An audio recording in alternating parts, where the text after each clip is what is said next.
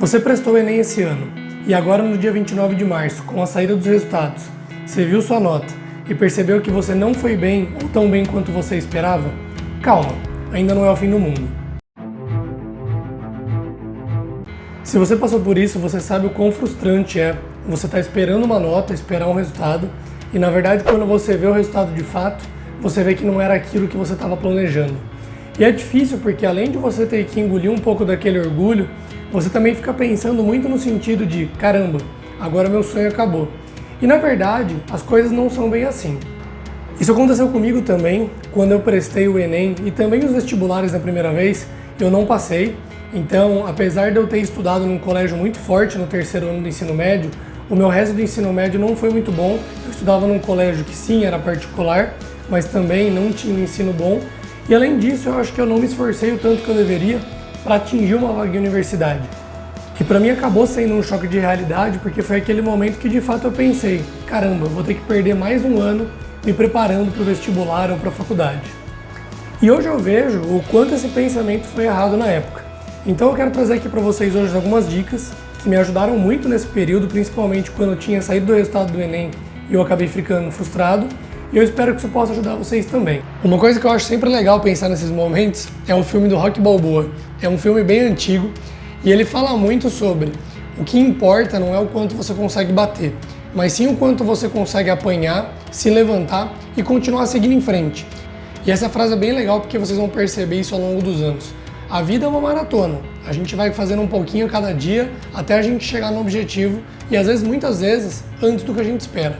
Então realmente foca em fazer as pequenas coisas para você chegar nos grandes objetivos. A primeira dica que eu dou é realmente para você pensar um pouquinho na sua parte psicológica nesse momento. Quando a gente recebe uma notícia, principalmente quando é uma notícia ruim, a gente tende a ficar muito para baixo. A gente começa a parar tudo que a gente estava fazendo, a gente fica desanimado. E isso acaba sendo muito complicado porque você demora muito para se levantar, se reerguer e começar a correr atrás daquele sonho que você tinha. Então a primeira coisa que você tem que pensar é: o que aconteceu com você aconteceu com milhares de outras pessoas, é uma situação super normal, a maioria do pessoal que presta não costuma passar na primeira, na segunda vez, e a segunda coisa é que cada pessoa tem seu tempo. Então às vezes a gente fica se cobrando muito sobre eu preciso passar rápido, eu preciso correr, mas cada pessoa tem seu tempo. Quantos milionários e bilionários não foram conseguir sucesso só quando já estavam bem mais velhos? E talvez você não tivesse a maturidade também suficiente para passar agora.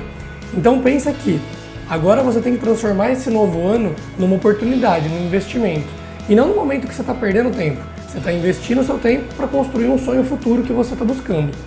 A segunda parte que eu acho super importante que você analise é realmente uma análise racional do que você fez ao longo do último ano.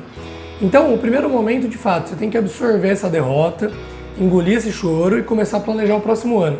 Só que para você planejar como que você vai fazer o próximo ano, você precisa olhar para trás, você precisa olhar o passado. Então é legal você entender o que aconteceu no ano passado que talvez não fez você não conseguir chegar no seu objetivo. Então nisso vale um pouquinho de tudo. Como que estava a sua vida social, o que você estava fazendo para estudar, como você estava organizando seus estudos, quanto tempo você organizava para estudo por dia, que tipo de matérias você focou mais, que tipo de matérias você focou menos, o que você focou na prática e o que talvez você focou na teoria. Então é legal você fazer uma análise bem profunda do passado, porque aí você vai entender o que de fato talvez não estivesse funcionando. Muitas vezes o que acontece, isso aconteceu comigo, a gente cria aquela ilusão que quando a gente está estudando muito tempo, a gente de fato está preparado para o vestibular ou para o Enem.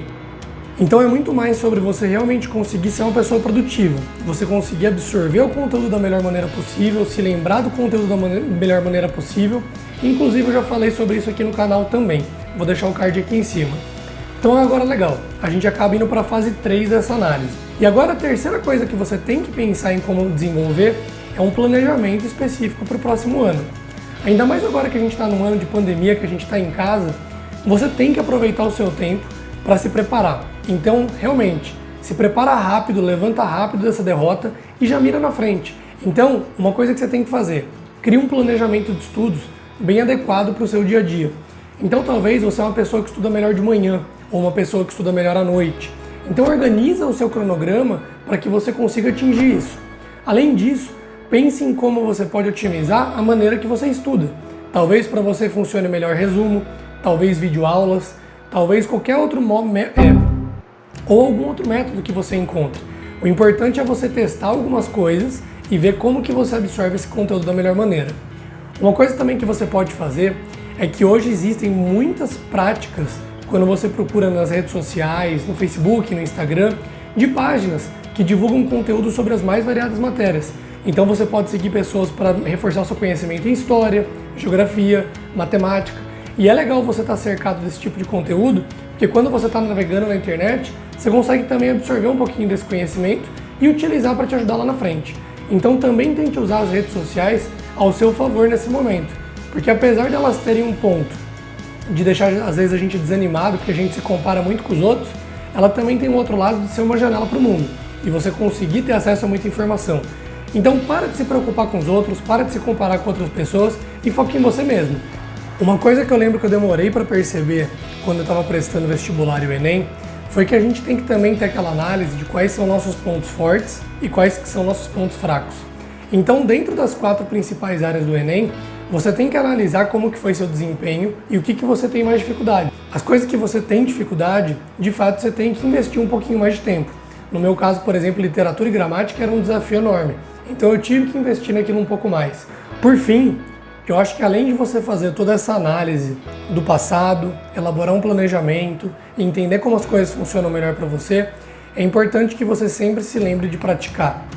Tanto o Enem quanto os vestibulares, além deles serem bem difíceis porque tem a particularidade de cada um deles ter um modelo, tem um segundo desafio que você precisa de fato treinar a prática. Por quê? Além de você ter que gravar uma quantidade de conteúdo imensa, você tem um tempo limitado para fazer a prova e além disso você precisa passar por todas as questões para conseguir o máximo de pontos possível. Então uma coisa que é interessante você lembrar e que você foque muito nesse ano é na prática. Então claro, você tem que estudar a teoria e você só vai conseguir fazer a prática se a sua base teórica estiver forte. Você tem que praticar coisas, por exemplo, como redação, simulados passados, exercícios, porque isso ajuda você a adquirir prática com esse tipo de conteúdo e também vai te fazer ter mais agilidade, ter um raciocínio muito mais direto, então vai ser bem importante para você também conseguir se organizar ao longo da prova. Então pessoal, pensa sempre, se você não passou agora no Enem, você tem agora uma oportunidade no próximo ano de realmente mudar isso. Se você focar nesses 4 pilares, de realmente entender o que você fez, melhorar alguns pontos, deixar de fazer algumas coisas que estavam te atrapalhando, como segundo pilar, você realmente criar um planejamento estruturado, focar nos seus pontos fracos, também fortalecer os seus pontos fortes. No terceiro pilar, pensando em entender como que o estudo funciona melhor para você, olhando algumas técnicas, olhando meios de fazer isso. E quarto, praticando, você pode ter certeza que você vai atingir seu objetivo. E lembre-se, cada pessoa tem seu tempo. Então, desde que você esteja realmente se esforçando e buscando conhecimento, uma hora esse resultado vai chegar. Você tem que acreditar e tem que correr atrás dele. Afinal de contas, a faculdade ela realmente é uma mudança muito grande na vida e o Enem, assim como as universidades, são uma porta de entrada incrível para uma vida aí toda de profissional. Então, pessoal, um pouquinho do vídeo que eu queria passar era isso. Eu lembro que nessa época eu fiquei bem inseguro. Espero que vocês estejam bem e fiquem bem também. Eu sei que uma notícia dessas, ainda mais agora nesse período do ano, no cenário que a gente está vivendo, não é a melhor coisa do mundo, mas também é uma oportunidade da gente melhorar. Então usa isso como um trampolim para você pular ainda mais alto nos próximos sonhos aí que você vai alcançar. Se vocês tiverem algum comentário, alguma sugestão, deixa aqui na caixinha embaixo, vou ficar muito feliz de responder e a gente está interagindo. Espero também que se vocês gostaram do vídeo, curta aqui, compartilhe com seus amigos e se inscreva no meu canal. Isso ajuda muito eu a continuar criando conteúdo e compartilhando um pouco das experiências que eu também já passei e venho passando nesse processo que a gente chama de crescimento. Então obrigado por ter vindo até aqui, até logo!